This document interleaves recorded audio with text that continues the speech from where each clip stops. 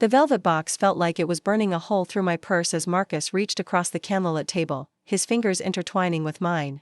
The restaurant hummed with quiet conversation and the gentle clink of crystal glasses, but all I could focus on was the weight of my own secret pressing against my ribs like a guilty heartbeat.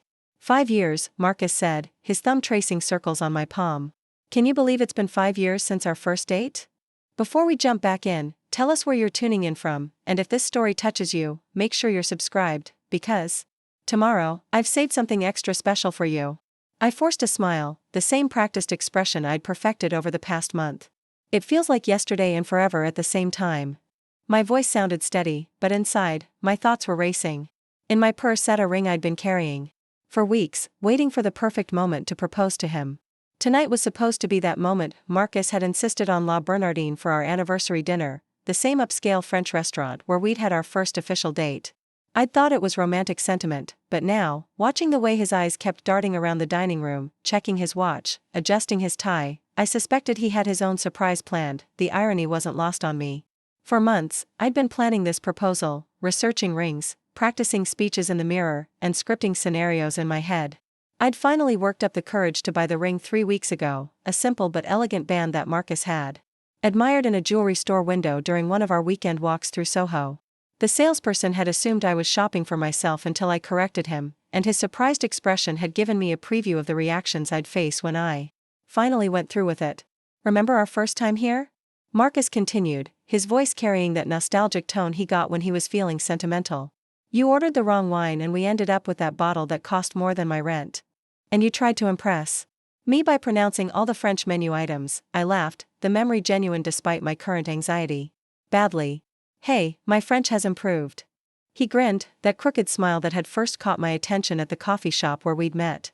He'd been struggling with his laptop, cursing under his breath at whatever presentation he was working on, and I'd offered to help. 3 hours later, we were still talking, his deadline forgotten, my own work abandoned. Marcus was everything I'd never known I wanted in a partner. He was stable where I was impulsive, patient where I was anxious, grounded where I was prone to flights of fancy. He balanced me, supported my dreams of opening my own art gallery, and never once made me feel like I was too much or not enough. Which made what I was about to do either the most romantic gesture of my life or the most terrifying mistake. The waiter appeared at our table, a young man with perfectly styled hair and the kind of practiced smile that came from years of serving wealthy diners. Good evening, Mr. Chen, Ms. Rodriguez. Your usual table, I see. Will you be starting with cocktails tonight?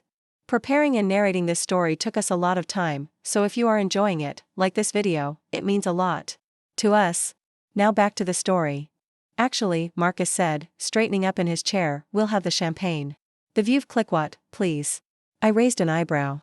Champagne wasn't exactly our usual anniversary tradition. We were more wine with dinner people, craft cocktails if we were feeling fancy. Champagne felt distinctly celebratory, like something you ordered when you had news to share. Champagne? I asked as the waiter departed. What's the occasion? Can't a man buy his girlfriend champagne on their anniversary? Marcus's attempt at casual fell flat. His leg was bouncing under the table, a nervous tic I'd learned to recognize over the years. My stomach fluttered. The ring box in my purse suddenly felt heavier, like it was pulling me off balance. I'd been so focused on my own plans that I'd missed the signs that Marcus might have plans of his own. The fancy restaurant, the champagne, the way he'd been acting strange all week, distracted during our movie nights, taking mysterious phone calls that he'd step outside to answer, that guilty expression when I'd caught him hastily closing his laptop.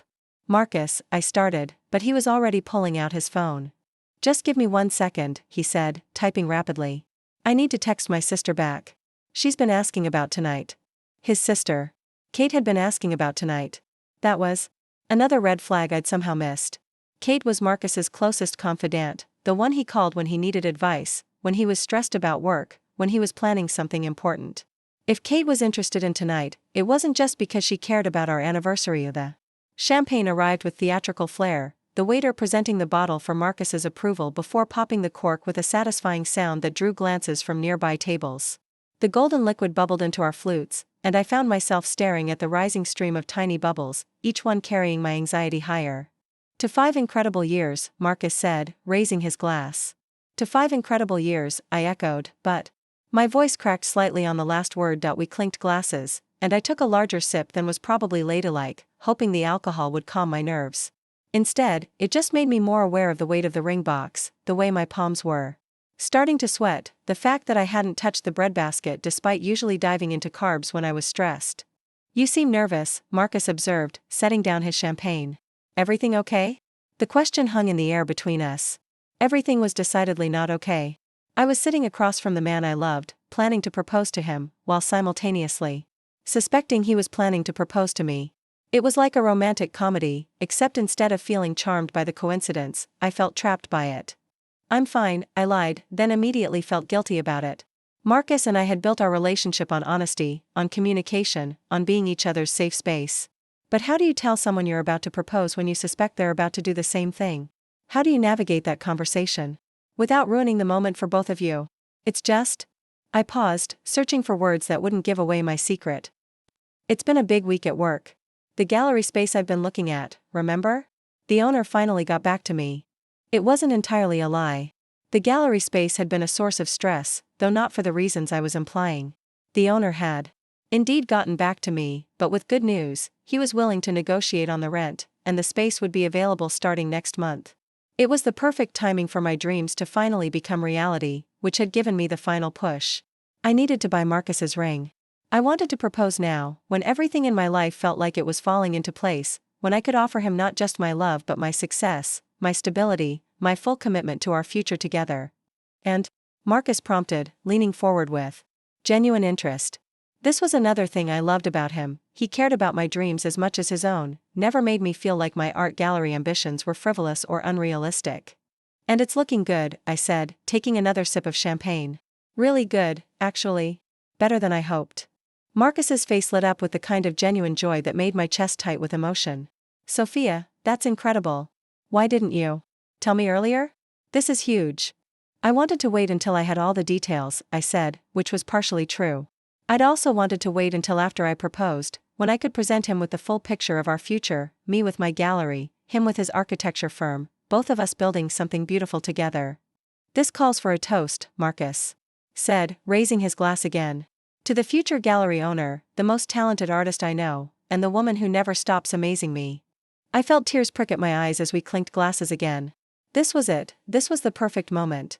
Marcus was happy, relaxed, proud of me. The champagne had loosened the knots in my stomach, and the ring box was practically humming with possibility in my purse. All I had to do was reach down, pull it out, and change our lives forever. "Marcus," I began, my heart hammering against my ribs. "Actually," he interrupted, his hand moving to his jacket pocket, "I have something I want to say too." The world seemed to slow down. I watched as Marcus pushed back his chair and stood up, his hand emerging from his pocket with a small, velvet box that looked suspiciously similar to the one hidden in my purse. The restaurant seemed to quiet around us, other diners beginning to notice what was happening at our table. "Sophia," Marcus said, his voice carrying across the suddenly silent space around us, 5 years ago, you walked into my life and everything changed. No. No, no, no. This couldn't be happening. Not now, not when I had my own proposal planned, not when I'd finally worked up the courage to take control of my own romantic destiny. I felt frozen in my chair, watching the man I loved begin to kneel beside our table while my own ring burned like a secret in my purse. "You've supported my dreams, challenged me to be better, and loved me even when I leave my socks on the bedroom floor." A ripple of laughter from nearby tables. "You're my best friend, my partner, my future." The ring box opened with a soft click, revealing a diamond that caught the candlelight and threw it back in brilliant sparkles. It was beautiful, classic, elegant, exactly the kind of ring Marcus would choose. Exactly the kind of ring a traditional proposal called for. "Sophia Rodriguez," Marcus said, his voice steady despite the emotion in his eyes, "will you marry me?" The entire restaurant seemed to hold its breath. I could feel the weight of dozens of pairs of eyes on us, smartphones probably already recording this moment for social media. The waiter had stopped mid-service at a nearby table. A woman at the bar had her hands pressed to her heart, her eyes bright with vicarious romance, and all I could think about was the ring in my purse. The ring I'd bought for him. The proposal I'd planned. The moment I'd rehearsed 100 times that was now slipping away like sand through my fingers. I started, but the words wouldn't come. My mind was racing through possibilities, through responses, through the implications of what was happening. If I said yes, which I wanted to, desperately, what happened to my own proposal? Did I tell him about the ring later, privately? Did I save it for another time? Did I pretend I'd never had the same idea? Marcus's face began to show the first flickers of concern as my silence stretched on. The romantic excitement in his eyes was giving way to confusion, then worry. Around us, the restaurant was beginning to buzz with whispered conversations as people realized something was wrong with this picture-perfect proposal. Sophia? Marcus's voice was quieter now, uncertain. Do you need a minute? I looked down at him, this incredible man who loved me enough to plan a romantic proposal at our anniversary dinner, who'd probably been nervous all week about this moment, who was now kneeling in front of a restaurant full of strangers with his heart completely exposed. And I realized that whatever my plans had been, whatever I'd wanted this moment to be, what mattered was this: he was asking me to marry him, and I wanted nothing more than to say yes, but even as I opened my mouth to respond, I could feel the weight of my own ring box like a lead weight in my purse, a secret that would now complicate everything. Because how do you tell the man who just proposed to you that you'd been planning to propose to him? How do you navigate the aftermath of a traditional proposal when you'd been preparing to break tradition yourself? Yes, I whispered, the word escaping before I could overthink it anymore. Yes, Marcus, of course yes. The relief that flooded his face was immediate and overwhelming. He slipped the ring onto my finger with shaking hands while the restaurant erupted in applause around us. People were cheering, the waiter was already approaching with complimentary champagne, and Marcus was pulling me into his arms for a kiss that tasted like relief and promise and the beginning of something new. But even as I kissed him back, even as I felt the unfamiliar weight of his ring on my finger, even as I smiled and accepted congratulations from strangers, I couldn't stop thinking about the ring in my purse. The proposal I'd planned. The moment that would now never happen the way I'd imagined it, because Marcus had just given me everything I wanted: a proposal, a ring, a promise of forever. So why did I feel like I'd just lost something important? The answer, I realized as we sat back down to our interrupted dinner, was that I hadn't just lost a moment. I'd lost the chance to be the one in control of our story. I'd lost the opportunity to surprise him, to be the one taking the romantic initiative, to show him that I loved him enough to ask rather than wait to be asked. And now, with his ring sparkling on my finger and his hopeful eyes watching my every expression, I had to figure out what to do with my own secret engagement ring, and whether some surprises were worth sharing, even when they came too late. I can't believe you said yes, Marcus laughed, reaching across the table to touch my hand, his fingers tracing over the ring he'd just placed there. I mean, I hoped you would, but what? I asked, forcing myself to focus on his face, on this moment we'd just created together. But you seemed so quiet tonight. I was starting to think maybe you'd figured it out, maybe you weren't ready. He shook his head, that relieved smile still playing at his lips. I've been planning this for months, Sophia. I must have walked past that jewelry store a dozen times before I finally went in. Months. He'd been planning this for months, just like I had. The irony was almost too much to bear. I love it, I said, holding up my hand to catch the light. And I did love it. It was beautiful, thoughtful, exactly what I would have chosen for myself. It's perfect. I know it's not huge, Marcus said, a hint of uncertainty creeping into his voice. But I wanted something classic, something that would still be beautiful in 50 years. It's not about the size, I assured him, and meant it. It's about what it represents. What it represented. A future together, a commitment, a promise. Everything I'd wanted to offer him with my own ring, my own proposal. But now that he'd been the one to ask, what did my ring represent? A backup plan? A missed opportunity? A secret I'd have to carry forever. Kate is going to die when she finds out, Marcus continued, his excitement bubbling over.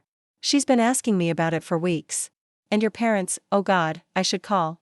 Your parents. And mine. We should probably call everyone, right? Tonight?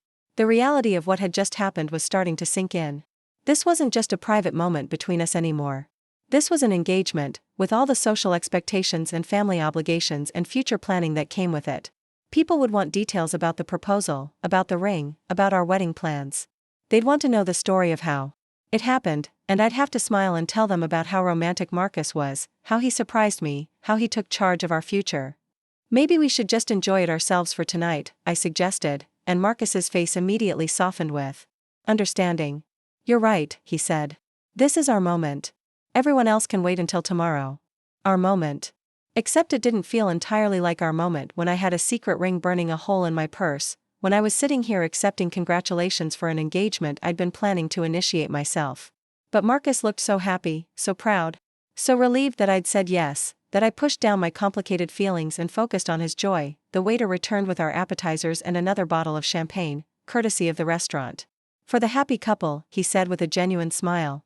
Congratulations on your engagement. Thank you, Marcus said, beaming. We're still a little shocked ourselves.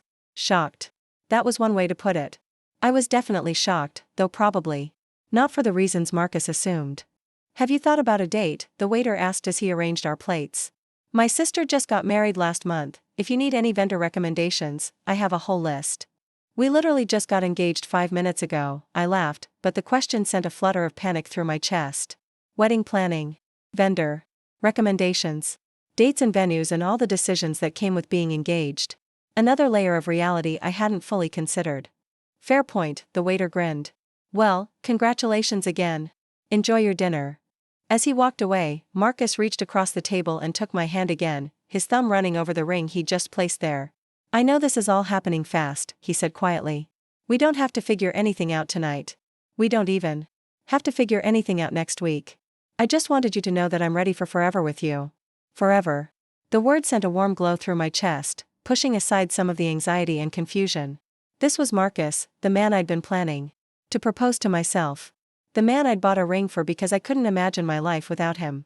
The fact that he'd beaten me to the proposal didn't change any of that. I'm ready too, I said, and realized it was completely true. I was ready for forever with Marcus. I was ready to plan a wedding, to merge our lives even more completely than we already had, to take the next step in our relationship. The only thing I wasn't ready for was figuring out what to do with my own ring, my own thwarted proposal plans. Good, Marcus said, raising his champagne glass. Because I have a confession to make. My heart skipped. What kind of confession? I've already been looking at venues, he admitted with a sheepish grin. Nothing serious, just browsing. But there's this place upstate that has availability next fall. He was already thinking about timeline, about actual wedding planning, while I was still processing the fact that we were engaged at all. Marcus, I said slowly, how long have you been planning this? The proposal? Or the wedding? He laughed at his own joke, then sobered when he saw my expression. Since about 3 months ago, seriously. Remember when we went to Jake and Emma's wedding? Watching you during the ceremony, seeing how beautiful you looked, how happy you were for them. I realized I wanted that with you. I wanted to be the one standing at the altar waiting for you to walk down the aisle. 3 months. He'd been planning this for 3 months, ever since Jake and Emma's wedding. I remembered that night, how sweet Marcus had been, how he'd held me close during the dancing, how he'd whispered in my ear about how beautiful the bride looked and how perfect the whole evening was. I'd thought he was just being romantic. I hadn't realized he was planning our future. I've been thinking about it too, I said carefully. About us, about the future. About what comes next. Really? Marcus's eyes lit up. What have you been thinking? This was it. This was my opening to tell him about the ring, about my own proposal. Plans. I could explain that I'd been thinking the same thing, that I'd been ready to take that step too, that we'd been on the same page all along. It would be romantic, synchronistic, proof that we were meant to be together, but as I opened my mouth to tell him, I hesitated. Marcus looked so proud of himself, so happy that he'd surprised me, so pleased with how the evening had gone. Would telling him about my own ring diminish that? Would it make him feel like he'd somehow stolen my moment, or like his proposal wasn't special because I'd been planning the same thing? I've been thinking that I love you, I said instead, taking the safe route. And that I can't wait to see what comes next for us. It wasn't a lie, exactly. But it wasn't the whole truth either, and the weight of that omission settled heavily in my chest as Marcus beamed at me across the table. I love you too, he said. So much, Sophia. You have no idea how nervous I was tonight. I kept thinking you'd somehow figure it out, or that I'd drop the ring, or that I'd forget what I wanted to say. You were perfect, I assured him, and that part was completely true. The proposal had been lovely, romantic, everything a traditional engagement should be. The fact that I'd had my own plans didn't diminish what Marcus had done. I want to do this right, Marcus continued, his expression growing serious. The engagement, the wedding, all of it. I want to give you everything you've ever dreamed of. Everything I'd ever dreamed of. The phrase stuck with me as we made our way through dinner, as Marcus excitedly started talking about potential honeymoon destinations and whether we'd want a big wedding or something intimate. Everything I'd ever dreamed of, but whose dreams were we talking about? His assumptions. About what I wanted, or what I actually wanted. Because the truth was, what I'd dreamed of was being the one to propose. I'd dreamed of surprising him, of planning the perfect moment, of being the one to ask the question that would change our lives. And now that dream was locked away in my purse, trapped in a ring box that would probably never see the light of day. As we finished our main courses and Marcus started talking about calling our families tomorrow. About setting up dinner with our parents to share the news, about how excited everyone would be. I found myself nodding and smiling while my mind raced with increasingly complex questions. When was the right time to tell him about my ring? Was there a right time? Would there ever be a moment when it wouldn't feel like I was trying to steal his thunder or diminish his romantic gesture? Dessert, our waiter asked, appearing with perfect timing as Marcus finished describing his vision for our engagement party. Actually, Marcus said, checking his watch, I think we're good. We should probably head home soon. I want to call my parents before it gets too late on the East Coast. Home. Back to our apartment, where Marcus would probably want to celebrate. Privately, where we'd have to navigate this new reality of being engaged. Where I'd have to figure out what to do with the ring currently burning a hole in my purse. Sounds good, I agreed, though my stomach was churning with anxiety again. As Marcus paid the check and we gathered our things, I found myself hyper-aware of the ring box in my purse.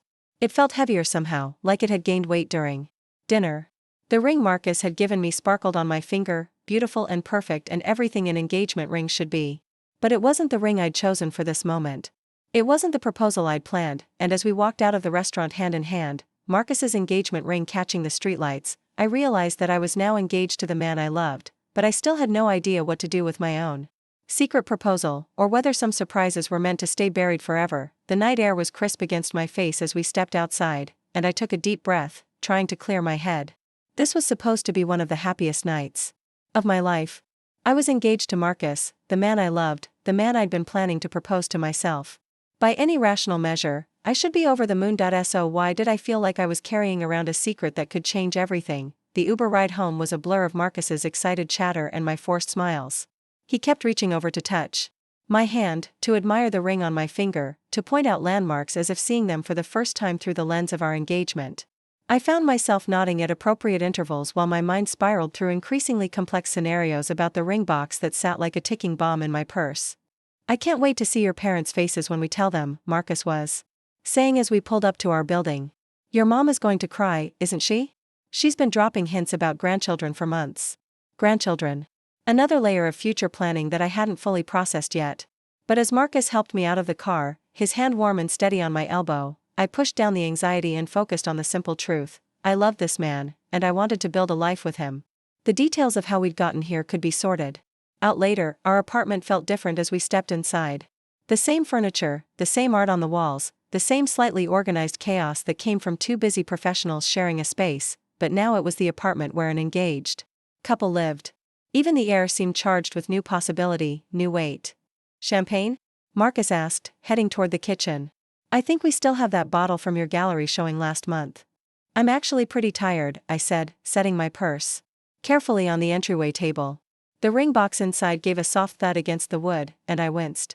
Maybe we should just call our families and then get some sleep? Marcus turned from the refrigerator, his face falling slightly. Oh. Okay, sure. I just thought. I mean, we just got engaged. I thought we might want to, celebrate a little more privately. The suggestion in his voice was clear, and I felt a flush of guilt. Of course he wanted to celebrate. Of course he wanted to mark this moment physically, emotionally, completely. But I couldn't shake the feeling that I was living someone else's engagement, playing a role in a story that should have been mine to write. You're right, I said, forcing brightness into my voice. Let me just freshen up first, and then we can celebrate properly. Relief flooded his features. Perfect. I'll open the champagne and call my parents really quickly, just to let them know we have news. I won't give details over the phone. I headed toward our bedroom, my purse clutched against my side like a shield. In the bathroom, I closed the door and finally allowed myself to look at Marcus's ring properly. It was beautiful, a classic solitaire setting with a round diamond that caught the light from every angle. The band was platinum, simple and elegant. Exactly the kind of ring that would photograph well and age gracefully. It was the ring of a man who'd done his research, who'd thought carefully about what would suit me, but as I stared at my reflection in the bathroom mirror, all I could think about was the ring in my purse. The ring I'd chosen for Marcus after weeks of agonizing over every detail. The ring that represented my own vision of our future, my own romantic gesture, my own leap of faith. I pulled my phone from my purse, careful not to disturb the ring box, and scrolled to my best friend Jessica's number. She'd been the only one who knew about my proposal plans, the one I'd called in a panic after buying the ring, the one who'd listened to me rehearse my speech a dozen times. He proposed, I texted quickly. At dinner. I said yes. The response came back almost immediately. What? Call me right now, but before I could respond, I heard Marcus's voice from the living room, animated and excited as he talked to what sounded like his mother. I could make out fragments, couldn't be happier. And, beautiful ring. And, knew she was the one. I slipped the ring box out of my purse and held it in my palm. The black velvet was smooth under my fingers, worn slightly from the weeks I'd been carrying it around. Inside was the ring I'd spent hours selecting, a men's wedding band in brushed white gold with a subtle geometric pattern around the edge. Modern but timeless, distinctive but not flashy. Marcus had admired something similar in a jewelry store window months ago, and I'd gone back 3 times to make sure I was remembering the details correctly. The irony was overwhelming. In my hand was physical proof that I'd been ready to propose, that I'd been thinking about marriage and commitment and forever just as seriously as Marcus had. But now that evidence felt more like a burden than a romantic gesture. Sophia? Marcus's voice called from the other room. My mom wants to congratulate you. I quickly shoved the ring box back into my purse and called back, just a minute. But as I reached for the door handle, my phone buzzed with another text from Jessica, details. How did he do it? Was it romantic? Are you freaking out? I need everything. I stared at the screen, trying to figure out how to respond. How did I explain that yes, it was romantic, and yes, I was freaking out, but not for the reasons she'd expect? How did I tell my best friend that I'd accepted a proposal while carrying around my own engagement ring? It was perfect, I typed back. Call you tomorrow with details. Wait, you sound weird. Are you okay? I hesitated, my fingers hovering over the keyboard. Jessica was the one person who would understand the complexity of what I was feeling. She'd been the one to encourage me to buy the ring in the first place. To remind me that there was nothing wrong with a woman proposing in the 21st century. To help me find the courage to take control of my own romantic destiny. Just processing everything, I typed finally. Big night, okay, but call me first thing tomorrow. I want all the details. I put my phone away and took a deep breath, checking my reflection one more time. The woman in the mirror looked like someone who'd just gotten engaged, flushed cheeks, bright eyes, a slightly dazed expression. She looked happy. She looked like a bride-to-be, but she also looked like someone carrying a secret. Sorry, I said, emerging from the bathroom to find Marcus holding out his phone with an expectant smile. My mom, he explained. She's crying. I took the phone and heard the familiar voice of Marcus's mother, warm and emotional and slightly slurred with what sounded like a glass of wine. Sophia, honey. Marcus just told me the wonderful news. I'm so happy for you both. Thank you, Mrs. Chen, I said, grateful that my voice sounded steadier than I felt. We're pretty excited. I knew this day would come, she continued, her voice thick with tears. The way that boy talks about you, the way his whole face lights up when he says your name. I've been expecting this call for months. Months. Everyone, it seemed, had been expecting this proposal except me. Or rather, I'd been expecting it, I just hadn't expected to be planning my own at the same time. I can't wait to hear all about it, Mrs. Chen was saying. The ring, the proposal, everything. But I won't keep you, I know you two want to celebrate. Just know that we couldn't be happier to welcome you to the family officially. Thank you, I managed, my throat suddenly tight with emotion. That means everything to me. I handed the phone back to Marcus, who chatted with his mother for a few more minutes while I sank onto our couch, suddenly exhausted. The weight of the evening was hitting me, the excitement, the anxiety, the complicated mix of joy and confusion that came with getting everything you wanted in a way you hadn't expected. Marcus finally hung up and joined me on the couch, pulling me against his side. My dad wants to take us out to dinner this weekend to celebrate, he said, pressing a kiss to my temple. And my mom is already asking about wedding dates. Wedding dates, I repeated, testing the words. It's really happening, isn't it? It's really happening, Marcus confirmed, his arm tightening around me. We're getting married, Sophia. You're going to be my wife. Wife. The word sent a thrill through me that was entirely separate from my anxiety about the ring in my purse. I was going to be Marcus's wife. We were going to plan a wedding, merge our lives officially, take each other's names and make promises in front of everyone we loved. It was everything I'd wanted when I'd bought his ring, everything I'd been planning to ask him for. Are you happy? Marcus asked quietly, and I heard the vulnerability in his voice. I mean, I know you said yes, but are you really happy? You've seemed a little, I don't know, distracted since dinner. I turned to face him fully, taking in the face I'd been waking up next to for 2 years, the eyes that had watched me struggle with bad days and celebrated my victories, the mouth that had told me he loved me 1,000 times in 1,000 different ways. This was Marcus, my partner, my best friend, the man I'd been planning to propose to. I'm happy, I said, and realized it was true despite everything else I was feeling. I'm really, really happy. I love you, Marcus. I want to marry you. But he prompted, clearly sensing there was more. I hesitated, looking down at the ring on my finger. This was my chance to tell him about the ring in my purse, to share the story of my own proposal plans, to turn this into a romantic tale of two people who were so perfectly matched. They'd both been planning the same thing, but something held me back. Maybe it was the way he was looking at me, so proud of his surprise, so pleased with how the evening had gone. Maybe it was the memory of his mother's tears, of the restaurant full of strangers applauding our moment. Maybe it was simply that I wasn't ready to complicate this perfect engagement story with the messy reality of my own thwarted plans. But nothing, I said finally. I'm just overwhelmed. It's been a big night. Marcus's face softened with understanding. Of course it has. I'm sorry, I don't mean to rush you into processing everything. We have the rest of our lives to figure out the details. The rest of our lives. I leaned into his embrace, letting that phrase wash over me. Whatever had happened tonight, whatever complications existed around our dual proposal plans, the fundamental truth remained: Marcus and I were going to spend the rest of our lives together. We were going to wake up next to each other for decades. Weather storms and celebrate victories, grow old and gray and probably argue about whose turn it is to take out the trash. I love you, I whispered against his neck, breathing in the familiar scent of his cologne mixed with the wine from dinner. I love you too, he murmured back. So much, Sophia.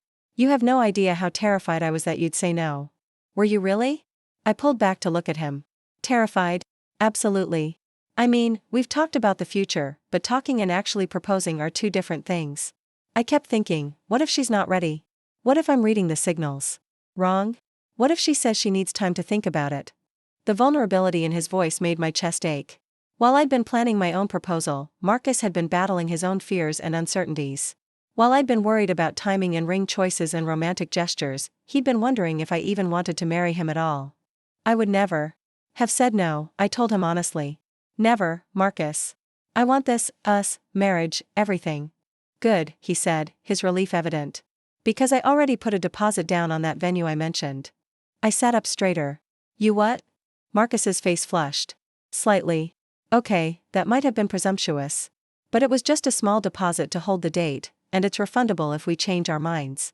I figured if you said yes, we'd want to start looking at places, and this one books up really far in advance. He was already planning our wedding.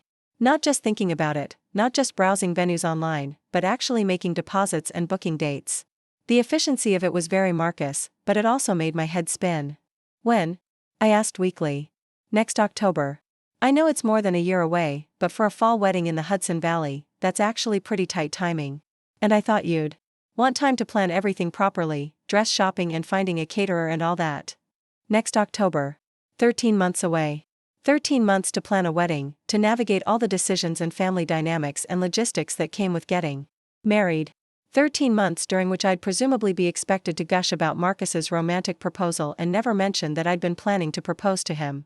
That sounds perfect, I said, because what else could I say? Marcus had clearly put thought into this, had considered my personality and preferences, had tried to give us enough time to plan without waiting too long to actually get married. Really? His face lit up again. You're not upset that I got ahead of myself? I'm not upset, I assured him, and it was true. I wasn't upset about the venue or the timeline or even the fact that he'd made decisions without consulting me. I was grateful that he was taking charge, that he was excited about our future, that he wanted to marry me sooner rather than later. What I was upset about was the growing certainty that my own ring would remain forever hidden in my purse, that my own proposal would never happen, that this story would always be about Marcus's romantic surprise rather than our mutual readiness for commitment. Should we call your parents now? Marcus asked, reaching for his phone again. Actually, I said quickly, could we wait until tomorrow? I want to sit with this for tonight. Just us. Marcus studied my face for a moment, then nodded. Of course. Whatever you want. This is our night. Our night. I curled up against his side again, feeling the unfamiliar weight of the engagement ring on my finger. In my purse across the room, the other ring sat in its velvet box, a secret that was becoming heavier by the hour. Marcus? I said quietly. When you were planning the proposal, did you ever worry that I might be planning something too? That maybe I was going to surprise you first? I felt him still against me, and for a moment my heart raced. Maybe he'd suspected. Maybe he'd seen signs that I was planning something. Maybe this could still become a story about two people who were so in sync they'd both had the same idea, but when he spoke, his voice was relaxed, almost amused. Honestly? No. I mean, you're not really the surprise planning type, are you? You're more about talking things through, making decisions together. Which is one of the things I love about you, by the way. No games, no guessing what you're thinking. No games. No guessing. The words stung more than they should have, carrying the implication that a surprise proposal would have been out of character.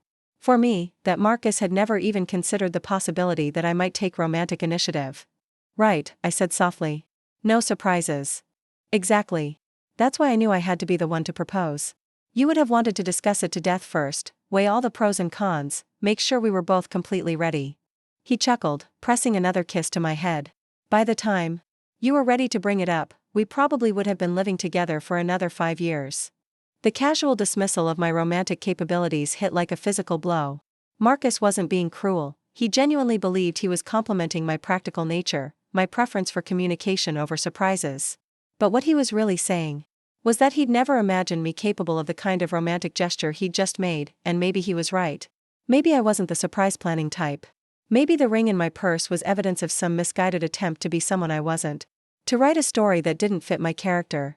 Maybe Marcus's proposal was perfect precisely because it acknowledged who we really were, him the romantic, me the practical one. Him the initiator, me the responder, but if that was true, why did I feel like I'd lost something important tonight? Why did the ring in my purse feel like a dream deferred rather than a mistake avoided? You're right, I said finally, my voice carefully neutral. I probably would have overthought it. And that's okay, Marcus said warmly. That's who you are. And I love who you are. I love that you think things through, that you're careful with big decisions, that you don't jump into anything without considering all the angles. It's why I knew you'd want me to propose properly, why I spent so much time planning tonight. He'd planned tonight based on his understanding of who I was and what I'd want. The restaurant, the ring, the traditional approach, all of it designed around his perception of my preferences. And he wasn't wrong, exactly. I did appreciate thoughtfulness, did value planning, did prefer honest communication to romantic games, but I'd also spent weeks planning my own proposal, had bought my own ring, had rehearsed my own speech. I'd been ready to surprise him, to take romantic initiative, to be the one writing our story instead of just responding to it. The disconnect between who Marcus thought I was and who I'd been trying to become felt like a chasm I didn't know how to cross. How do you tell someone they don't know you as well as they think they do? How do you explain that you've been growing in directions they haven't noticed? I should probably put this somewhere safe, I said, holding up my hand to admire the ring. Again. I'm not used to wearing something so valuable. Good idea, Marcus agreed. There's a jewelry box in the top drawer of the dresser. My mom gave it to me years ago, said I'd need it someday for when I got serious about someone. I stood up and headed toward the bedroom, my legs unsteady from the champagne and the emotional whiplash of the evening. In the dresser drawer, I found the small wooden jewelry box Marcus had mentioned, clearly expensive and well-made. The kind of thing a mother gives her son when she's confident he'll eventually find someone worth proposing to. As I placed Marcus's ring in the box, I caught sight of my purse on the bed where I'd dropped it. The ring box inside seemed to pulse with its own energy, a secret that was becoming more burdensome by the minute. I had a choice to make. I could tell Marcus about the ring, explain that I'd been planning to propose, turn this into a story about perfect timing and mutual readiness. Or I could keep the secret, let his proposal be the story we told for the rest of our lives, and find some other use for the ring I'd bought. But as I stood there in our bedroom, staring at my engagement ring in its new home, I realized that the choice had already been made for me. Marcus had proposed tonight because he believed I was the kind of woman who needed to be asked rather than asking. He'd planned a traditional proposal because he thought that's what I'd want, who I was, and maybe he was right. Maybe the ring in my purse was evidence of temporary insanity, a brief departure from my true nature. Maybe I should be grateful that Marcus had saved me from the embarrassment of proposing to someone who never would have expected it from me. But as I closed the jewelry box and headed back to the living room, where Marcus was already looking at wedding venues on his laptop, I couldn't shake the feeling that I'd just buried more than a ring. I'd buried a version of myself that I'd never get the chance to become. Find anything interesting? I asked, settling back onto the couch beside him. Just looking at pictures of the place I put the deposit on, Marcus said, turning the screen toward me. What do you think? The venue was beautiful, a restored barn surrounded by rolling hills, exactly the kind of place I'd always imagined getting married. It was perfect, romantic, everything a wedding venue should be. It's gorgeous, I said honestly. You have excellent taste. We have excellent taste, Marcus corrected, pulling me closer. We're a team now, officially. Everything we do from here on out, we do together. Together. The word should have filled me with joy, and part of it did. But another part of me wondered what together meant when one person had made all the decisions, when one person's vision of their relationship had shaped the entire evening. As Marcus continued scrolling through photos and talking about ceremony, locations and reception layouts, I found myself nodding and smiling while my mind drifted to the ring in my purse. Tomorrow I'd have to decide what to do with it: return it, save it for another occasion, or find the courage to tell Marcus the truth about my own proposal plans. But tonight, I was engaged to the man I loved, and that had to be enough. Even if the story of how it happened wasn't quite the one I'd written in my head, I woke up the next morning to the smell of coffee and the sound of Marcus humming in the kitchen, something he only did when he was exceptionally happy. For a moment, I lay in bed disoriented, wondering why he seemed so cheerful on a regular Saturday morning. Then I saw the engagement ring on my nightstand where I'd carefully placed it before sleep, and the events of the previous evening came flooding back. We were engaged. Marcus had proposed at dinner, I'd said yes, and now we were planning a wedding for next October. It should have been the kind of morning where I woke up glowing, where I spent hours admiring my ring and calling everyone I knew to share the news. Instead, I felt like I was nursing an emotional hangover. My purse sat on the chair by the window. Innocent and unassuming, but I could practically feel the ring box inside it radiating accusation. In the harsh light of morning, my secret felt even more complicated. Last night, in the romance of the restaurant and the champagne haze, I'd convinced myself that keeping quiet was the right choice. But now, with Marcus humming wedding songs in the kitchen and probably already mentally planning our entire future, the weight of what I was hiding felt unbearable. "Good morning, beautiful," Marcus said, appearing in the doorway with a cup of coffee and a smile that could have powered the entire city. "How does it feel to wake up as a fiancé?" "Surreal," I admitted, accepting the coffee gratefully. The ring felt foreign on my finger as I wrapped my hands around the warm mug. "How long have you been up?" "About an hour. I couldn't sleep, too excited." He sat on the edge of the bed, his energy practically vibrating through the mattress. "I've already called the caterer from Jake and Emma's wedding to see if they're available for October, and I found 3 more venues we should look at just in case the first one doesn't work out." 3 more venues. The man had been engaged for 12 hours and was already building a comprehensive wedding plan. It was efficient, practical, very Marcus, and it made my stomach churn with anxiety. "Don't you think we should slow down a little?" I asked carefully. "Maybe enjoy being engaged for a few days before we start booking vendors?" Marcus's face fell slightly. "Oh, yeah, of course. I'm getting ahead of myself, aren't I? I'm just so excited to marry you that I want to fast forward through all the planning and get to the part where you're my wife." The sincerity in his voice made my chest ache. This was the man I loved, the man I'd been planning to propose to myself. His enthusiasm should have been infectious, should have had me pulling out my laptop to start researching florists and photographers. Instead, I felt like I was watching someone else's engagement unfold. "It's not that I don't want to plan," I said, setting down my coffee and reaching for his hand. "I just want to make sure we're making decisions together, not rushing into things because we're caught up in the excitement." "You're absolutely right," Marcus agreed, squeezing my fingers. "We should talk about what we both want before we start booking anything. What are you thinking for the wedding? Big or small? Church or outdoor? Traditional or more modern?" The questions hit me like rapid-fire bullets, each one requiring decisions I hadn't had time to process. Yesterday morning I'd been planning my own proposal, now I was supposed to have opinions about catering and ceremony styles. "I don't know," I said honestly. "I haven't really thought about the specifics yet." Marcus nodded understandingly. "That's okay. We have time to figure it all out." Although, he paused, looking slightly guilty. "I should probably mention that I've been thinking about this for a while. I might have some strong opinions." "Such as?" "Well, I'd love for us to get married in the fall. The venue I picked is gorgeous in October, all the leaves changing colors. And I think your dad would really want to walk you down the aisle, so probably a traditional ceremony. Your mom will want to be involved in planning, and my mom will definitely have opinions about the guest list." As Marcus continued outlining his vision for our wedding, I realized he'd already made most of the major decisions in his head. Fall wedding, traditional ceremony, family involvement, all reasonable choices, all things I probably would have agreed to if we'd discussed them together. But hearing them presented as foregone conclusions made me feel like a supporting character in my own engagement. "What about you?" Marcus asked suddenly, apparently noticing my silence. "What have you always dreamed of for your wedding?" The question hung in the air between us, and I realized I didn't have a good answer. I'd spent so much time planning my proposal to Marcus that I'd never really thought beyond that moment. In my mind, the proposal was the important part, the declaration of commitment, the mutual decision to build a life together. The wedding was just the party afterward, but that wasn't entirely true, was it? I had dreamed about my wedding, in the vague way most women do. I'd imagined walking down an aisle, exchanging vows, celebrating with family and friends. I'd just never imagined it happening like this, with someone else making the plans while I struggled to catch up. I've always thought a spring wedding might be nice, I said, testing the waters.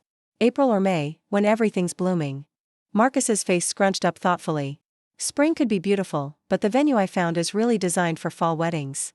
And April weather can be so unpredictable. What if it rains? October is much more reliable. My suggestion had been dismissed so quickly and reasonably that I almost missed it happening. But the message was clear. Marcus had already decided on fall, and my preference for spring was just an obstacle to work around. You're probably right, I said, taking another sip of coffee to hide my expression. Fall it is. Perfect. Marcus beamed, apparently missing the forced nature of my agreement. This is going to be amazing, Sophia. The best wedding anyone's ever seen. My phone buzzed on the nightstand, a text from Jessica that simply read, "Call me right now or I'm coming over." I should probably call Jess, I said, grateful for the interruption. She's been texting since last night. Of course. She's going to be so excited. Maid of honor, right?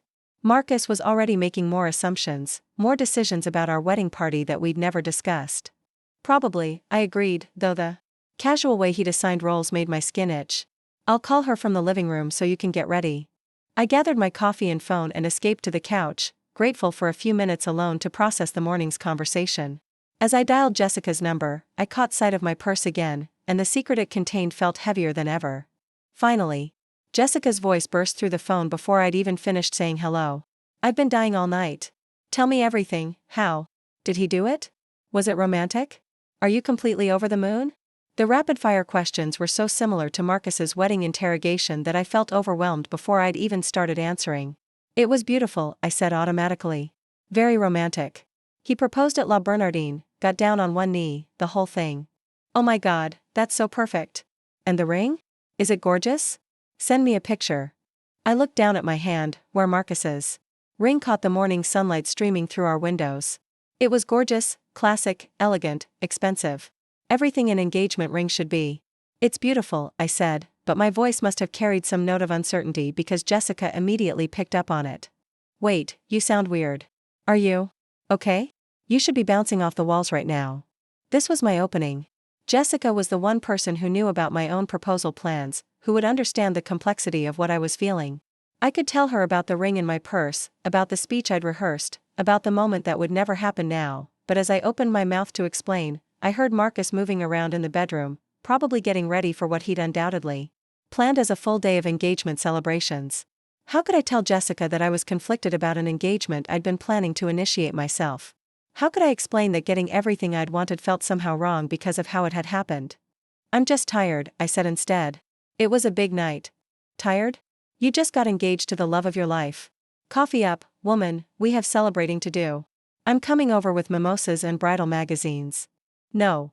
The word came out sharper than I'd intended. I mean, Marcus and I wanted to keep it low-key today. Just the two of us. Seriously? If I'd just gotten engaged, I'd want to shout it from the rooftops. Are you sure you're okay? I closed my eyes, feeling the weight of the lie I was about to tell. I'm fine, Jess. Really. Just need some time to process everything. Okay, she said, but I could hear the concern in her voice. But I'm calling you tomorrow, and I want details. Real details, not this vague, it was beautiful stuff. After I hung up, I sat in the silence of our living room, staring at the engagement ring that felt like it belonged to someone else. Through the bedroom door, I could hear Marcus on the phone with what sounded like his sister Kate, recounting the proposal in animated detail. His version of events sounded like a fairy tale, romantic, perfect, everything falling into place. Exactly as it should, and maybe that's what it was. Maybe I was the problem, overthinking what should have been the happiest morning of my life. Maybe the ring in my purse was evidence of some misguided attempt to rewrite gender roles, to take control of a story that was meant to unfold naturally, but then I remembered the weeks of planning, the careful selection of Marcus's ring, the way my heart had raced with excitement when I'd imagined his face as I asked him to marry me. That excitement had been real, that love had been genuine. The proposal I'd planned hadn't been about gender roles or control, it had been about wanting to express my love in the most meaningful way possible. Everything okay? Marcus asked, emerging from the bedroom fully dressed and ready for what looked like a day of errands. You look thoughtful. Just thinking about everything, I said, which was true in the most general sense. Good thoughts, I hope? He sat down beside me, his hand finding mine automatically. Because I was thinking we could drive up to look at that venue today. I called, and they have an opening this afternoon for a tour. A venue tour. More forward momentum, more decisions being made while I was still processing the fact that we were engaged at all. But looking at Marcus's hopeful face, his obvious excitement about planning our future together, I couldn't bring myself to object. That sounds nice, I said, and his smile was reward enough to almost make me forget about the weight in my purse. Perfect. And then maybe dinner with my parents tonight? They're dying to celebrate with us, and my mom's already talking about wedding planning. Marcus was practically vibrating with energy. Oh, and we should probably call your parents before we leave. They're going to want to hear the proposal story. The proposal story. I was going to have to tell that story dozens of times over the coming weeks, at dinner parties, to coworkers, to distant relatives who wanted to hear about the romantic moment when Marcus swept me off my feet. Each telling would cement the narrative further, making it more real and more impossible to change, but as Marcus disappeared into the kitchen to make more coffee, I found myself walking to my purse like it was a magnet. The ring box sat exactly where I'd left it, small and black and full of secrets. I pulled it out and opened it, staring at the ring I'd chosen for Marcus, simple, elegant, perfect for his hands. For a wild moment, I imagined telling him everything. I pictured myself walking into the kitchen, ring box in hand, explaining that I'd had the same idea, that we'd been perfectly synchronized in our readiness for marriage. I imagined his surprise, his laughter, his amazement that we'd been thinking along the same lines, but then I heard his voice on the phone with what sounded like the venue coordinator, confirming our afternoon appointment, discussing logistics and availability. Marcus had moved on. He was building our future based on his proposal, his timeline, his vision of what our life together should look like. There was no room in that story for my ring, my proposal, my version of how things should have happened. I closed the ring box with a soft click and slipped it back into my purse. Some secrets, I realized, were meant to stay buried. Some stories belonged to one person, and this one belonged to Marcus. Ready to go look at our wedding venue? Marcus called from the kitchen, and I could hear the possessive pride in his voice when he said our. Almost, I called back, taking one last look at my purse before heading to get dressed. As I pulled on jeans and a sweater, I caught sight of myself in the bedroom mirror. I looked like a woman getting ready to tour wedding venues with her fiancé. I looked happy, excited, ready to plan the next chapter of her life. But in my reflection, I could also see my purse in the background, innocent and unassuming, containing a secret that would grow heavier with each passing day. Each venue tour, each conversation with family, each decision about flowers and photographers would cement the story of Marcus's proposal more firmly in our shared history. By the time we actually got married, I realized the ring in my purse would be a relic from a different life, evidence of a version of myself that had existed for a few brief weeks, a woman bold enough to plan her own proposal but not brave enough to follow through when the moment mattered. You look beautiful, Marcus said as I emerged from the bedroom. Ready to go see where we're getting married?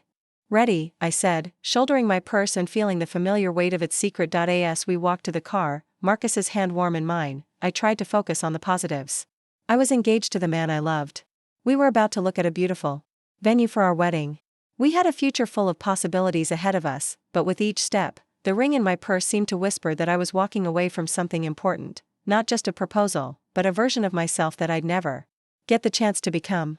And I couldn't shake the feeling that in keeping this secret, I was somehow betraying not just Marcus, but myself. The drive to the venue took an hour, winding through increasingly rural roads until we reached a converted barn nestled in rolling hills dotted with maple trees just beginning to show their fall colors. It was exactly as beautiful as the website photos had suggested, rustic but elegant, intimate but spacious enough for a good-sized celebration. Wow, I breathed as we pulled into the gravel parking area. Marcus, this is gorgeous. Right? His excitement was infectious as he helped me out of the car. Wait until you see the inside. The photos don't do it justice. The venue coordinator met us at the entrance, a woman named Sarah with the kind of warm, professional demeanor that suggested she'd guided hundreds of couples through this same tour. She led us through the restored barn, pointing out architectural details and explaining how the space could be configured for different types of ceremonies and receptions. Most couples choose to have the ceremony outside under the oak trees. Sarah explained as we walked through French doors onto a flagstone patio. The backdrop is stunning in October, all the leaves will be golden red. The ceremony site was breathtaking, with natural stone seating and a wooden arch that framed the view of distant mountains. I could picture myself walking down the aisle. Here, could imagine our families gathered to watch us exchange vows, could almost hear the photographer directing us for portraits under the changing leaves. What do you think? Marcus asked quietly, squeezing my hand. It's perfect, I said, and meant it. Whatever complicated feelings I had about our engagement, I couldn't deny that Marcus had chosen an incredible place for our wedding. The reception space is equally beautiful, Sarah continued, leading us back inside to a soaring room with exposed beams and floor-to-ceiling windows. We can accommodate up to 150 guests, and the catering kitchen is fully equipped for whatever style of service you prefer. As Sarah walked us through the details, vendor policies, setup timelines, payment schedules, I found myself taking mental notes, asking practical questions about acoustics and weather contingencies. Despite my morning's emotional turmoil, I was getting caught up in the excitement of planning something beautiful. Do you have any questions about the ceremony space? Sarah asked as we concluded the tour. Actually, I said, surprising myself. What if we wanted to do something a little non-traditional with the processional? Instead of the bride walking down alone, what if we both walked down together? Marcus turned to look at me with raised eyebrows. Together? Like, side by side? Some couples are choosing that option, Sarah said smoothly. It's a lovely way to symbolize that you're entering marriage as equal partners.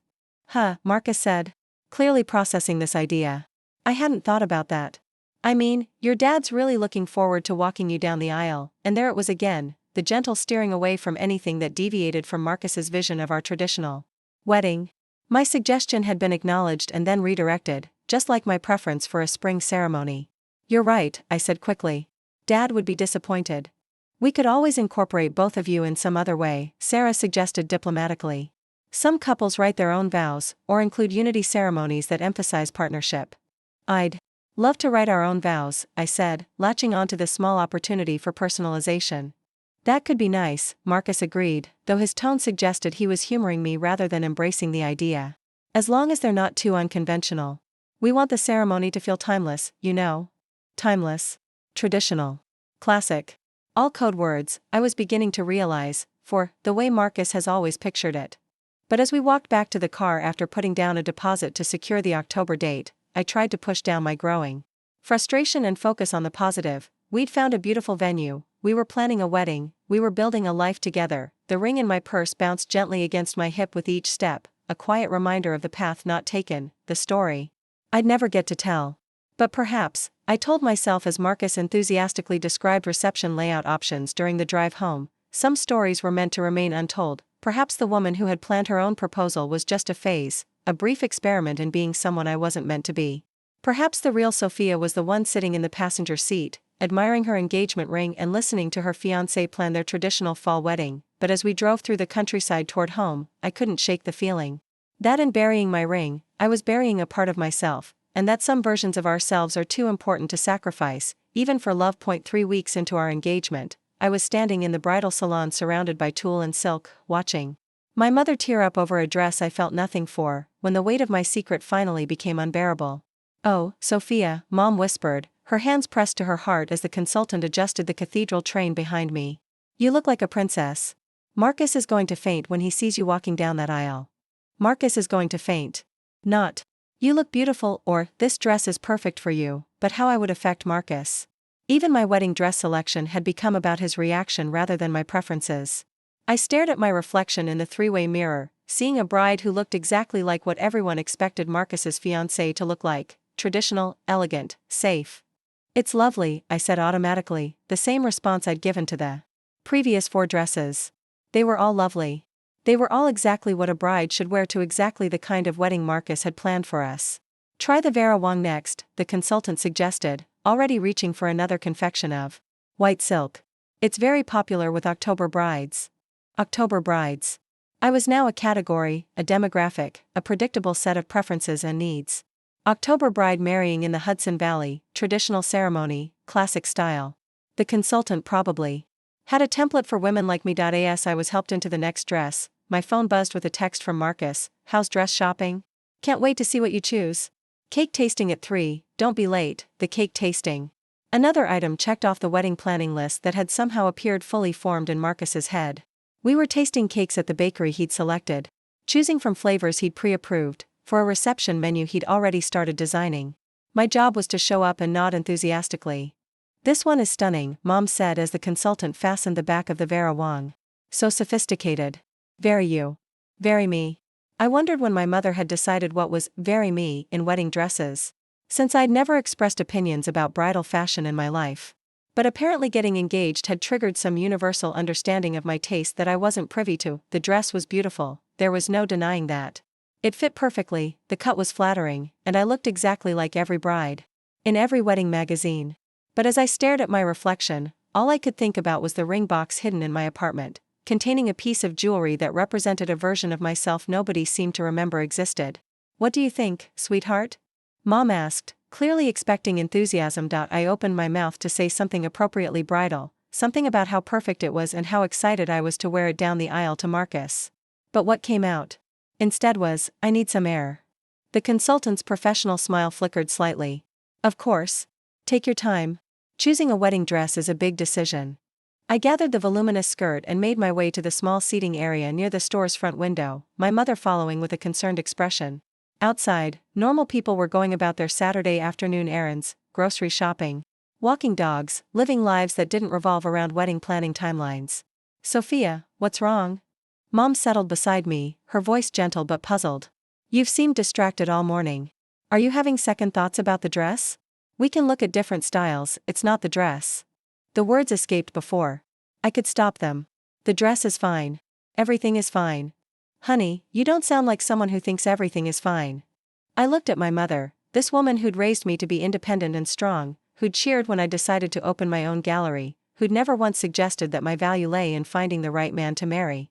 When had she started looking at me like I was fragile, like my happiness depended entirely on wedding planning going smoothly?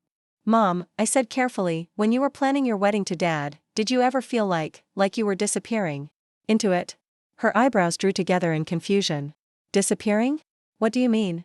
"Like everyone suddenly had opinions about who you were and what you wanted, and somehow those opinions mattered more than what you actually thought."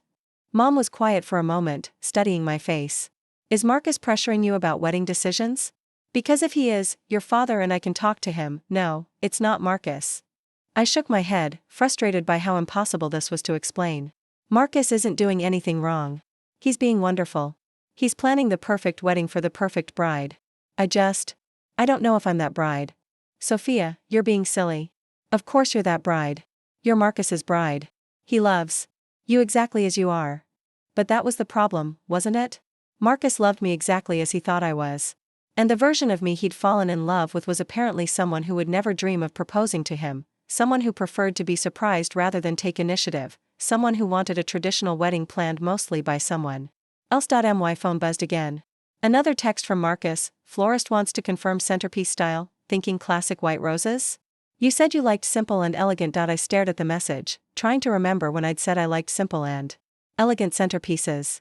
I couldn't recall the conversation, which meant either I'd somehow communicated this preference without realizing it, or Marcus had decided what I'd like and filed it away as my stated opinion. "I need to go," I said suddenly, standing up so quickly that the dress's train caught under my feet. "Go? But we haven't chosen a dress yet, and you have the cake tasting." "I know. I'll be there. I just need a few minutes alone first." Mom looked hurt, and I felt a stab of guilt. She'd been looking forward to this mother-daughter wedding shopping experience, had probably imagined us bonding over dress selection and crying happy tears together. Instead, I was having what looked like a bridal breakdown over a gorgeous dress that any reasonable woman would love. "I'm sorry," I said, squeezing her hand. "I'm just overwhelmed. Wedding planning is more intense than I expected." "Of course. It is, sweetheart. It's a big step. But that's what makes it exciting, right? Planning the beginning of your life with Marcus?" The beginning of your life with Marcus. As if my life hadn't existed before our relationship, as if the past 5 years had been some kind of holding pattern until Marcus came along to give my existence meaning and direction. I changed back into my regular clothes as quickly as possible, promising the consultant I'd return next week to make a final decision. Mom offered to drive me to the cake tasting, but I claimed I needed to run errands first. What I really needed was 20 minutes alone with my thoughts before I had to smile and taste wedding cakes and pretend everything was perfectly normal. Instead of heading straight to the bakery, I found myself driving toward Central Park, toward the bench where Marcus and I used to sit during our early dating days. It had been our place for serious conversations, for planning weekend trips, for talking through work stress and family drama. But we hadn't been there together in months, I realized. Now our serious conversations happened on the couch while Marcus scrolled through wedding vendor websites. I parked and walked to our old bench, grateful to find it empty.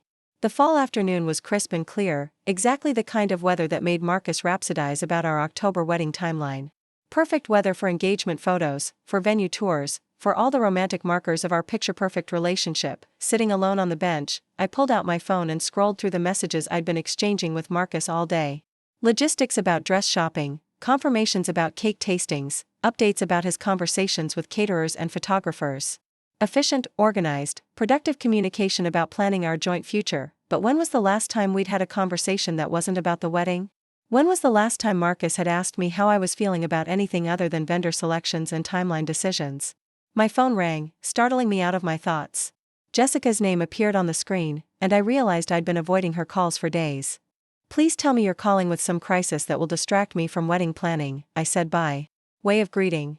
"Actually, I'm calling because you sound miserable every time we talk about your wedding, and I'm starting to worry." Jessica's voice was gentle but direct. "What's going on, Soph? And don't tell me you're just tired."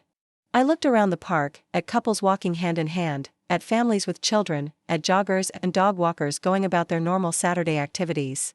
All these people living their lives without having to pretend to be excited about wedding decisions they'd never actually made. "Can I ask you something?" I said instead of answering her question. "Do you remember what I was like before Marcus and I got engaged?" "What kind of question is that?" "You're the same person you were 3 weeks ago." "Am I, though? Because everyone keeps telling me what I want, what I like, what kind of bride I am. And I'm starting to wonder if the person they're describing ever actually existed." Jessica was quiet for a moment. "Are you having second thoughts about marrying Marcus?" "No." The answer came immediately and with certainty. "I love Marcus. I want to marry Marcus. I want to spend my life with him. But I feel like I'm disappearing into his version of what our life should look like. Like the woman who fell in love with him wasn't the same as the woman he wants to marry." "Sophia." Jessica's voice was careful now, like she was navigating dangerous territory. "Do you remember what you told me a month ago? About the ring you bought?" My breath caught. In all the chaos of the engagement and wedding planning, I'd almost forgotten that Jessica knew about my proposal plans. She was the only person who knew I'd been ready to take that kind of initiative, that I'd had my own vision of how our engagement should happen. "I remember," I said quietly. "What happened to that ring?" I thought about the velvet box, still hidden in my purse, still carrying the weight of my abandoned dreams. "It's in my apartment." "In my purse?" "Just sitting there." "Sophia, that ring represents something important. It represents you being ready to take control of your own romantic destiny. What happens to that part of you if you never tell Marcus about it?" The question hit me like a physical blow. What did happen to that part of me? The part that had been brave enough to plan a proposal, that had been ready to surprise the man I loved, that had wanted to write our story instead of just accepting someone else's version of it. "I don't know," I admitted. "I think maybe that part of me was a mistake. Maybe I was trying to be someone I'm not." "Or maybe," Jessica said gently, "you were trying to be someone you are, and Marcus's proposal just made it easier to go back to being who everyone expects you to be." I closed my eyes, feeling tears threaten. "It's too late now." "He proposed," I said. "Yes, we're planning a wedding." How do I tell him I was planning to propose to him without making it sound like I'm criticizing what he did? Maybe it's not about criticism. Maybe it's about honesty. About letting him know who you really are. But what if who I really am isn't who he wants to marry? The question hung in the air between us, terrifying in its implications. What if Marcus had fallen in love with a version of me that had never really existed? What if the woman who bought engagement rings and planned proposals was incompatible with his vision of domestic bliss? Then isn't it better to find that out now? Jessica asked quietly. Before I could answer, my phone buzzed with another text from Marcus. "Running a few minutes late to cake tasting, traffic is crazy. Can't wait to see you." Red heart. The heart emoji looked cheerful and optimistic on my screen. A visual representation of Marcus's uncomplicated happiness about our engagement. He wasn't wrestling with questions about identity and authenticity. He wasn't carrying around secret symbols of alternate timelines. He was just excited to marry his fiancée and taste wedding cakes. "I have to go," I told Jessica. "Cake tasting." "Sophia, promise me you'll think about what I said. That ring isn't just jewelry, it's a symbol of who you are when you're brave enough to be yourself." After I hung up, I sat on the bench for another few minutes, watching the world go by and trying to imagine what it would feel like to tell Marcus the truth. To explain that while he'd been planning his romantic proposal, I'd been planning my own. To show him the ring I'd chosen, to share the speech I'd rehearsed, to let him see the version of me that took initiative instead of waiting to be asked. But every time I tried to picture that conversation, I saw Marcus's face changing, saw his pride in his romantic gesture giving way to confusion or hurt or disappointment. I saw him wondering why I hadn't said something sooner, why I'd let him plan an entire proposal when I'd been ready to propose myself. Worse, I saw him looking at me like I was a stranger, like the woman he'd proposed to wasn't the same as the woman sitting across from him. And maybe that was the truth I was really afraid to face, that Marcus had proposed to someone who didn't entirely exist, and I'd said yes because it was easier than explaining who I actually was. The cake tasting was exactly what I'd expected, Marcus enthusiastic and decisive, me agreeing with his preferences while secretly wondering if I even liked vanilla buttercream or if I'd just been conditioned to think it was the appropriate choice for our kind of wedding. The lemon is really popular, the baker said, cutting us samples of their signature flavors. Very fresh and bright for a fall wedding. I think we should stick with classic, Marcus said, reaching for the vanilla. Something timeless that everyone will enjoy. Timeless. Classic. The same words he used to describe every aspect of our wedding, as if the goal was to create an event so traditionally perfect that it could have happened in any decade. I wondered what would happen if I suggested something unconventional, red velvet, or chocolate with salted caramel, or anything that revealed an actual personality rather than adherence to bridal expectations. What do you think, babe? Marcus asked, offering me a bite of the vanilla. It's perfect, I said, because that's what was expected, and because I was tired of fighting battles I wasn't sure I wanted to win. As we drove home from the bakery, Marcus chattering about the next items on our wedding planning checklist, I found myself staring out the passenger window and wondering when I'd become a passenger in my own life. When had I stopped driving, stopped making decisions, stopped being the kind of person who bought engagement rings and planned surprises? The ring in my purse seemed to pulse with its own heartbeat, a reminder of the woman I'd been brave enough to be for a few brief weeks. And for the first time since Marcus's proposal, I wondered if that woman deserved a chance to exist, even if it meant complicating the perfect engagement story we'd been telling ourselves. But as we pulled into our parking garage and Marcus reached over to squeeze my hand, his engagement ring sparkling on my finger, I pushed down the dangerous thoughts and focused on the simple truth. I loved this man, and he loved me. And sometimes love meant accepting the story someone else had written for you, even if that story left out the most important parts of who you were. The breaking point came 6 weeks after the engagement, during what should have been a celebration of everything falling into place. Marcus had just gotten off the phone with the photographer he'd booked, apparently a friend of his sister's who specialized in romantic, timeless wedding photography, and was beaming at me across our kitchen island where wedding planning materials had taken permanent residence. She's perfect, Sophia. Kate showed her our engagement photos, and she already has ideas for the ceremony shots. She wants to do some portraits under the oak trees before the guests arrive, and then capture the reception from a photojournalistic perspective so it feels natural and spontaneous. I nodded and smiled, making appropriate enthusiastic sounds, while internally noting that our photographer had been chosen, briefed, and booked without my input. Just like our caterer, our florist, our DJ, and apparently every other vendor who would help document the most important day of my life. That sounds wonderful, I said, returning to the wedding timeline spreadsheet Marcus had created. It was color-coded and comprehensive, with every detail planned down to 15-minute increments. Even our spontaneous moments had been scheduled.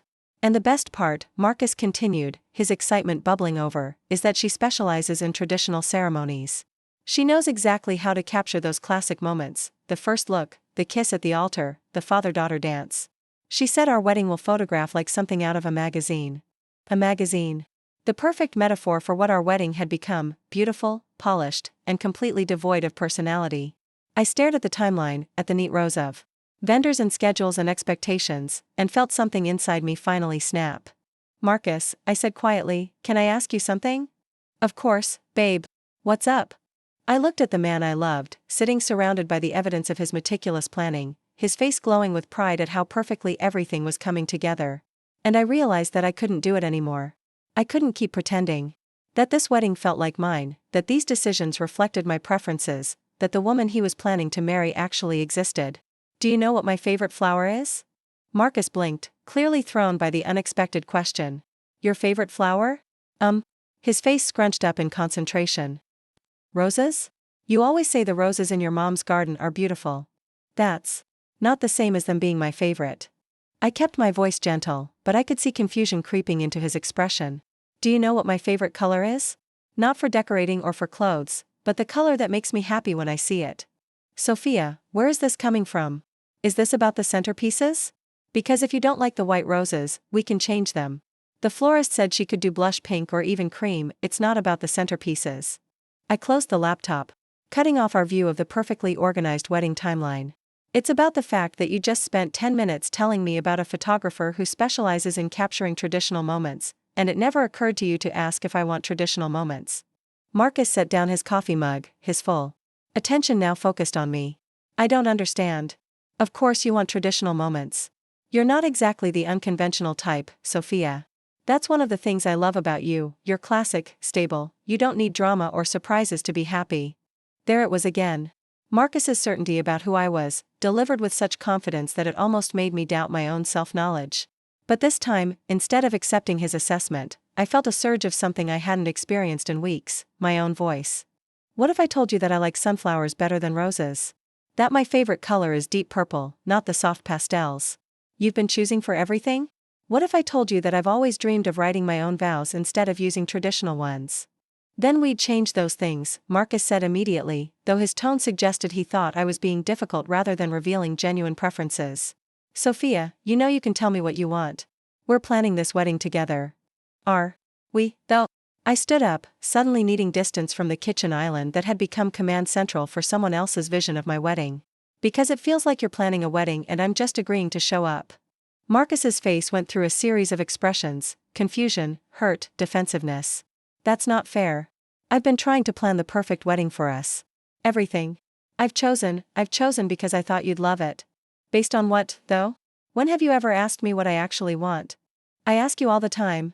I asked about the venue, about the cake flavors, about the dress. You asked me to approve choices you'd already made. I interrupted. You found the venue and scheduled the tour. You narrowed down the cake flavors to ones you liked. You made decisions and then asked for my blessing, which isn't the same as making them together. The hurt on Marcus's face was genuine and immediate. I was trying to take pressure off you. You've been so busy with the gallery, and you always say you don't like making decisions when you're stressed. I thought I was being considerate. And there was the trap I'd built for myself over 5 years of relationship. I had said I didn't like making decisions when stressed. I had expressed gratitude when Marcus took care of logistics and planning. I had created a dynamic where he was the organizer and I was the grateful beneficiary of his efforts, but when had being grateful for his thoughtfulness turned into having no voice in my own life? You were being considerate, I said, sitting back down and reaching for his hand. And I love that about you. But Marcus, somewhere along the way, I think we both forgot that I'm capable of having opinions about my own wedding. You do have opinions. You said you loved the venue, you picked the vanilla cake, I said those things were lovely. That's not the same as having opinions. I squeezed his fingers, trying to make him understand. When was the last time you saw me get excited about anything we've planned? Really excited, not just agreeably happy. Marcus was quiet for a moment, his brow furrowed in thought. You seemed excited about the dress shopping with your mom. I hated dress shopping with my mom. I felt like I was trying on costumes for a role I never auditioned for. The words hung in the air between us, more honest than anything I'd said about our wedding planning. Marcus stared at me like I'd just revealed I was an entirely different person than the one he'd proposed to. Sophia, I don't understand what's happening here. Are you having second thoughts about getting married? Because if you are, we can postpone, I'm not having second thoughts about marrying you, I said firmly. I'm having second thoughts about marrying you like this. About having a wedding that feels like it belongs to someone else. Then tell me what you want. Tell me how to fix this. The frustration in his voice was palpable, and I realized that from his perspective, I was being completely unfair. He'd spent months planning what he thought would be a perfect wedding, and now I was criticizing not just his choices but his entire approach. He was trying to solve a problem he didn't understand, and I wasn't giving him the tools to do it. Okay, I said, taking a deep breath. Let's start with something simple. If you could have our wedding anywhere in the world, where would it be? At the venue we booked, Marcus said immediately. It's perfect for us. But if that venue didn't exist, if you had to choose somewhere completely different, where would you pick? Marcus looked confused by the hypothetical, but he considered it seriously. Maybe, somewhere by the ocean? I've always loved the sound of waves. Or somewhere with mountains in the background, somewhere that felt big and open and full of possibility. It was the first time in weeks that I'd heard Marcus express a personal preference that wasn't filtered through wedding magazines or vendor recommendations. And it was completely different from the rustic barn setting he'd chosen for us. That sounds beautiful, I said. So why didn't we look at oceanside venues or mountain locations? Because Marcus paused, clearly working through the logic. Because the venue I found was available for our date, and it photographs well, and it's convenient for our families, and it fits our budget. All practical reasons. But none of them about what would make you happy. I could see the moment when understanding dawned on his face. Oh, you think I've been planning a practical wedding instead of a personal one? I think we both have. I think we got so caught up in doing everything right that we forgot to do anything that actually reflects who we are. Marcus leaned back in his chair, looking at our kitchen island covered with vendor contracts and timeline spreadsheets as if seeing them for the first time. So what does reflect who we are? It was the first question he'd asked in weeks that felt like genuine curiosity rather than efficiency planning. And it was exactly the opening I'd been unconsciously waiting for. Well, I said slowly, we both love to travel. We're happiest when we're exploring new places together. We like small gatherings more than big parties. We both hate being the center of attention. And we're both much more sentimental than either of us likes to admit. Marcus nodded, and I could see him mentally comparing this description to the 150-person celebration we'd been planning. That doesn't sound like our wedding at all, does it? Not really, no. Shit. Marcus ran his hands through his hair, a gesture I recognized as his response to realizing he'd made a significant error. Sophia, I'm so sorry. I got so excited about planning something special for you that I forgot to include you in the planning. The apology was genuine and immediate, but it also highlighted another part of the problem. Marcus had been planning something special for me, not with me. Even his most thoughtful gestures were still fundamentally about him taking care of me rather than us building something together. It's not just you, I said. I let it happen. I went along with everything because it was easier than figuring out what I actually wanted. So what do we do now? Cancel everything and start over? The panic in his voice was understandable. We had deposits with vendors, invitations that were almost ready to send, family members who'd already requested time off work for our October wedding. Starting over would mean admitting to everyone that we'd planned the wrong wedding, that we didn't know ourselves or each other as well as we'd thought. But as I looked at Marcus, really looked at him for the first time in weeks, I saw something I'd been missing. Underneath his careful planning and traditional choices, he looked tired. He looked like someone who'd been carrying the entire weight of our future on his shoulders, trying to create perfection for someone else while ignoring his own desires. Marcus, I said gently, what would make you happy? Not what you think I want, not what makes sense logistically, but what would make you truly happy about our wedding? He considered the question seriously, his eyes distant as if accessing a part of himself he'd been ignoring. Honestly? I'd love something smaller. More intimate. Somewhere we could actually talk to our guests instead of just posing for photos with them. What else? I'd love for it to feel like us, not like every other wedding we've been to. I'd love to write our own vows, to say things to you that no one else has ever said before. His voice grew stronger as he continued. And I'd love for you to be genuinely excited about it, not just going through the motions because it's what's expected. The honesty in his voice broke something open in my chest. This was the Marcus I'd fallen in love with, thoughtful, genuine, more interested in meaning than appearances. And he'd been buried under months of wedding planning just as much as I had. I have a confession to make, I said, my heart starting to race as I realized what I was about to do. What kind of confession? I stood up and walked to the entryway, where I'd left my purse, my hands shaking slightly as I reached inside and pulled out the small velvet box I'd been carrying for 2 months. When I turned back around, Marcus was staring at the box with complete confusion. Before you proposed, I said, my voice barely above a whisper, I bought this. I opened the box, revealing the men's wedding band I'd chosen so carefully, the ring. That represented everything I'd been too afraid to say. Marcus's eyes went wide, his mouth opening slightly as he processed what he was seeing. You bought me a ring? I bought you an engagement ring. I was planning to propose to you. The silence that followed was the longest of my life. Marcus stared.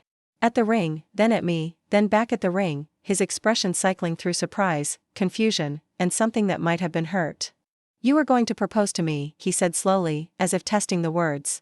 When? That night. At dinner. I had it with me when you proposed. You had it with you. Marcus's voice trailed off as he processed the timeline. You were carrying an engagement ring when I proposed to you. Yes. And you didn't say anything. I didn't know how. You were so happy, so proud of your surprise. Everyone was watching, and you'd planned this perfect moment, and I couldn't figure out how to tell you that I'd been planning the same thing. Marcus sat back in his chair, his hands gripping the edge of the kitchen island. For how long? How long had you been planning to propose? About 3 months. Since Jake and Emma's wedding, actually. 3 months. He looked at me like I was a stranger. You spent 3 months planning to propose to me, and I never knew. I never even suspected. Because you said I wasn't the surprise planning type. You said I'd want to discuss marriage to death before anyone brought it up. But you were planning to surprise me. His voice was quiet, processing. You bought a ring, you made plans, you were ready to propose. And I completely missed it.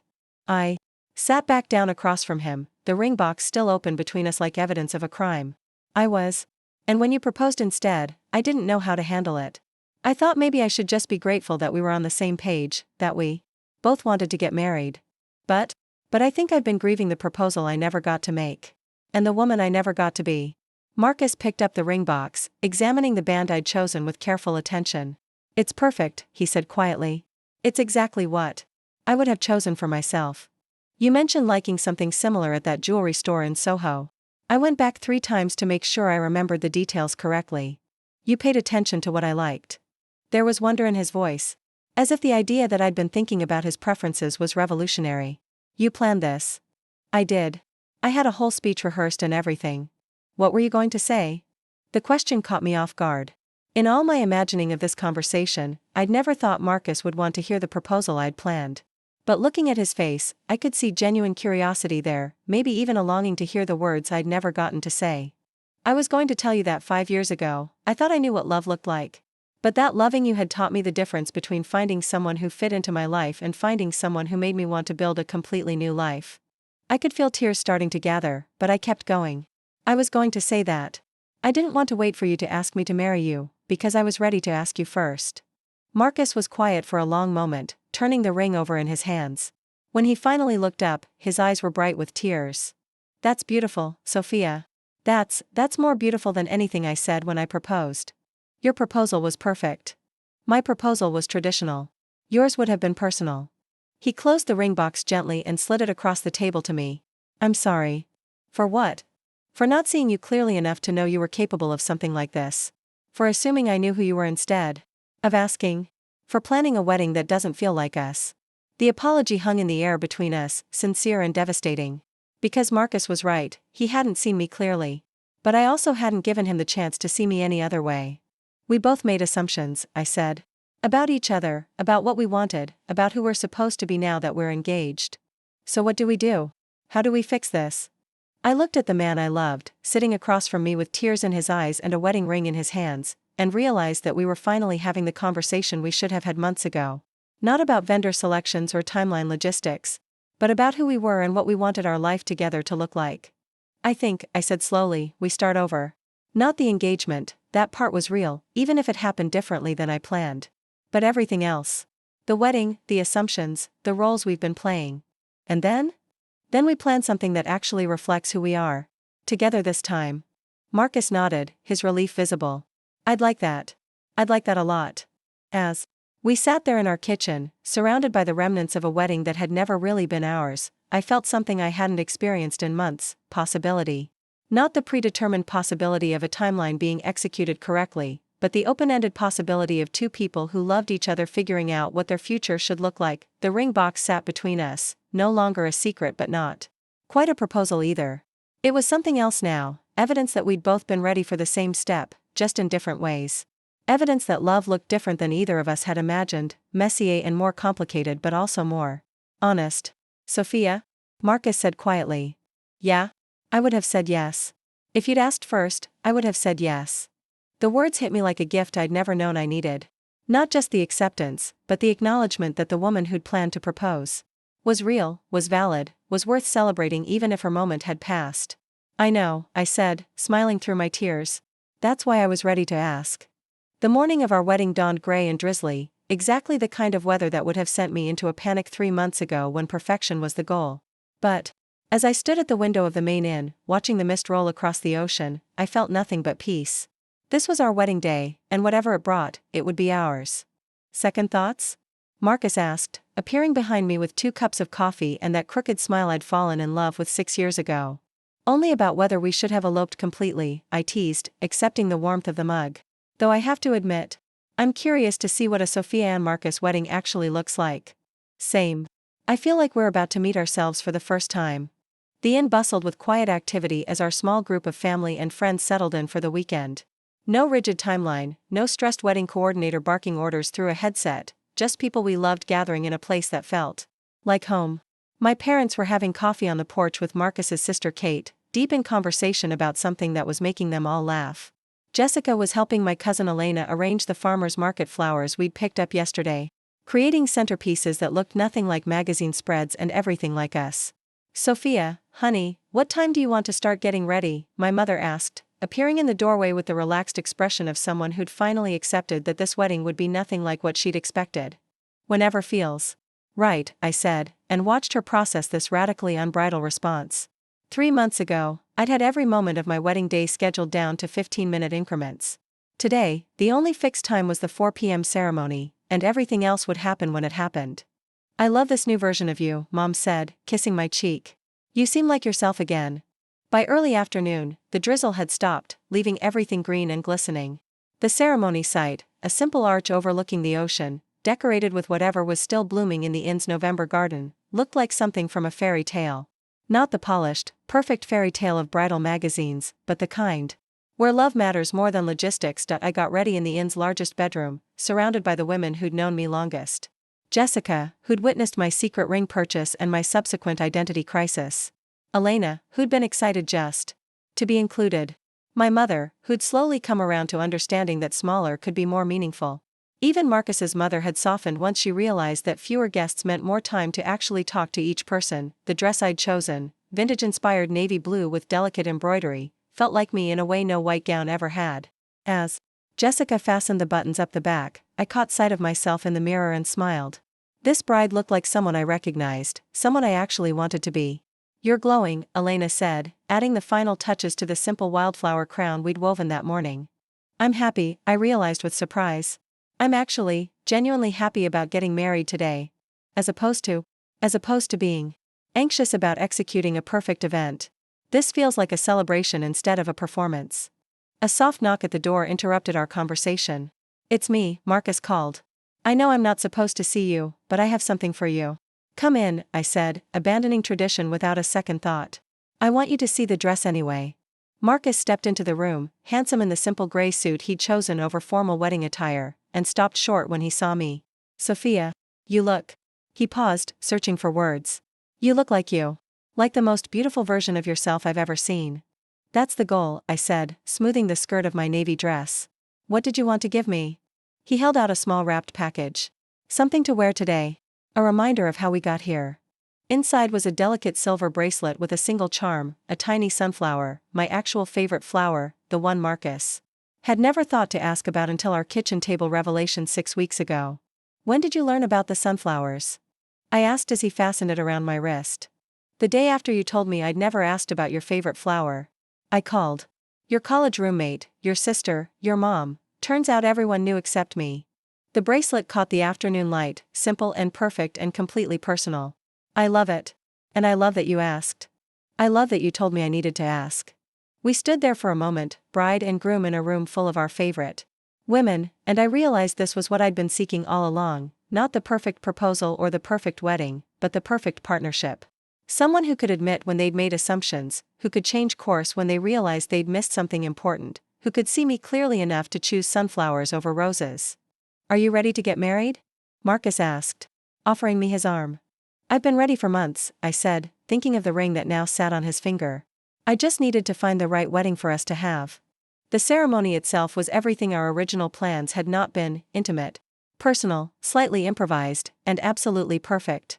Instead of a traditional processional, Marcus and I walked to the altar together, hand in hand, while Jake read a poem about partnership that made half our guests cry. Our vows were the ones we'd written separately but somehow managed to synchronize.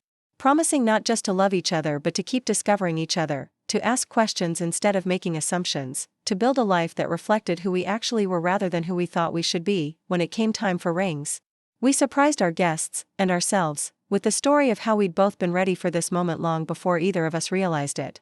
6 months ago, I said, speaking directly to Marcus while our small circle of family and friends listened, I bought you an engagement ring. I was planning to propose to you on the same night you proposed to me. A ripple of surprise and delight went through our audience, but Marcus just smiled, as if he'd been waiting for this moment to make it official. I was too nervous to tell you that night, I continued, too confused about what it meant that we'd both had the same idea. But I realize now that the timing was perfect. We were both ready to choose each other, just in different ways. I slipped his ring onto his finger, the band I'd selected months ago finally finding its home. Marcus Chen, I'm asking you now, in front of everyone we love, will you marry me? Yes, he said, his voice clear and strong. I've been saying yes since the day you bought this ring, even though I didn't know it yet. When Marcus placed my ring on my finger, the same ring he'd proposed with, but somehow transformed by everything we'd learned about each other since, it felt like the completion of a conversation we'd been having for months without realizing it. I ask you to marry me not because it's what's expected, Marcus said, but because I can't imagine building a life with anyone else. Because you're brave enough to show me who you really are, even when it's complicated. Because you make me want to be someone worthy of your honesty. By the time Jake pronounced us married, there wasn't a dry eye in our small gathering. But the tears were different from the ones I'd imagined at our original wedding, not tears of obligation or performance, but tears of recognition. Our guests weren't watching strangers recite pretty words, they were witnessing two people they knew and loved commit to building something real together. The reception was held in the inn's main dining room, with mismatched chairs and wildflower centerpieces and a playlist that included everything from jazz standards to indie rock to the ridiculous pop songs Marcus and I sang in the car. Instead of a formal sit-down dinner, we had a buffet of comfort food that encouraged people to mingle, to move around, to actually talk to each other. Best wedding I've ever been to, my father said during his toast, because it's the most like the people getting married. Sophia and Marcus, you've thrown a party that actually feels like you, warm, welcoming, and completely unconcerned with impressing anyone. Plus, added Marcus's best friend Jake, I've never seen either of you look this relaxed at your own event. Usually you're both stress cases when you're hosting anything. He was right. Despite the gray weather and the last-minute planning and the complete abandonment of traditional wedding protocol, I felt calmer than I had in months. This was what it felt like to be fully yourself in front of everyone you loved, messy and imperfect and completely authentic. As the evening wound down, Marcus and I found ourselves on the inn's back porch, wrapped in borrowed sweaters and watching the stars appear over the ocean. The sounds of our friends and family drifted out from the dining room, laughter, conversation, someone playing guitar badly but enthusiastically.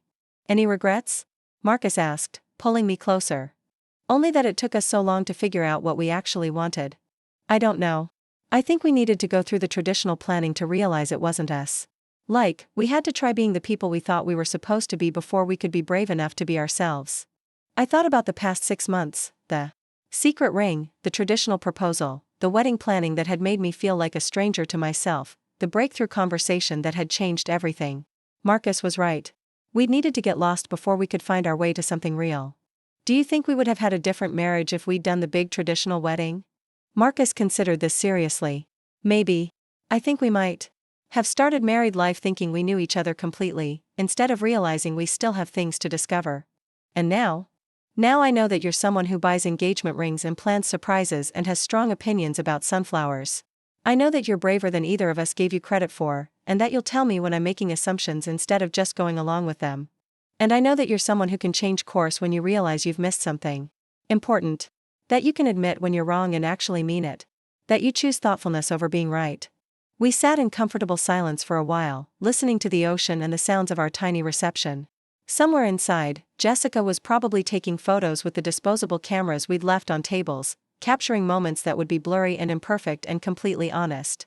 Tomorrow we'd drive back to New York as husband and wife, but tonight, we were just Sophia and Marcus, surrounded by people who knew us well enough to celebrate exactly who we were. Marcus? I said quietly. Thank you for proposing to me, even though I was planning to propose to you. Thank you for showing me the ring, even though it was scary to admit you'd been planning something different. And thank you for planning a wedding that had nothing to do with us, so we could figure out what kind of wedding we actually wanted. Marcus laughed, the sound carrying across the water. Thank you for being brave enough to tell me when that wedding didn't feel like ours. A year later, we'd look back on our November wedding as the moment our marriage actually began, not with the exchange of rings, but with the exchange of truths. The moment we stopped trying to be the couple we thought we should be and started being the couple we actually were, but sitting on that porch in Maine, with our small group of favorite people celebrating inside and the ocean stretching endlessly before us, we were just happy. Happy to be married, happy to have found each other, happy to have been brave enough to start over when the first version of our story didn't fit. The ring box that had once held my secret was now empty, sitting in our jewelry box at home next to other meaningful but obsolete things. But the love it had represented, the readiness to commit, the desire to surprise and delight each other, the willingness to take risks for something meaningful, that love was alive and present in everything we built together. Some proposals happen exactly as planned. Others require detours through misunderstandings and assumptions and conversations that change everything you thought you knew about yourself and the person you love. Ours had been the second kind, and I wouldn't have changed a thing. As we finally headed inside to rejoin our guests for the last few songs of the evening, Marcus caught my hand and spun me around in the doorway, just because he could. Just because we were married now and had the rest of our lives to keep surprising each other. Mrs. Chen, he said, grinning. Mr. Rodriguez Chen, I corrected, having decided to hyphenate in another small act of rebellion against tradition. Mrs. Rodriguez Chen, he amended, are you ready for whatever comes next? With you? I'm ready for anything. And dancing there in the doorway between our reception and the rest of our lives, I realized that was the truest thing I'd ever said. Not because our future would be easy or predictable, but because we'd learned how to find our way back to each other when we got lost, how to start over when the first version of our story didn't work, how to be brave enough to ask for what we wanted instead of accepting what we thought we should want. The secret engagement ring had become a wedding ring. The hidden proposal had become a public declaration, and the woman who'd been afraid to reveal her authentic self had become a wife who knew exactly who she was and wasn't afraid to keep becoming more. Sometimes the best love stories aren't about everything going according to plan. They're about what happens when two people love each other enough to abandon the plan and write something better, together. And as we danced our way back into our reception, surrounded by everyone who mattered most, I knew that whatever story Marcus and I wrote next, it would be completely, authentically, perfectly ours. Up next, you've got two more standout stories right on your screen. If this one hit the mark, you won't want to pass these up. Just click and check them out. And don't forget to like, subscribe and turn on the notification bell, so you don't miss any upload from us.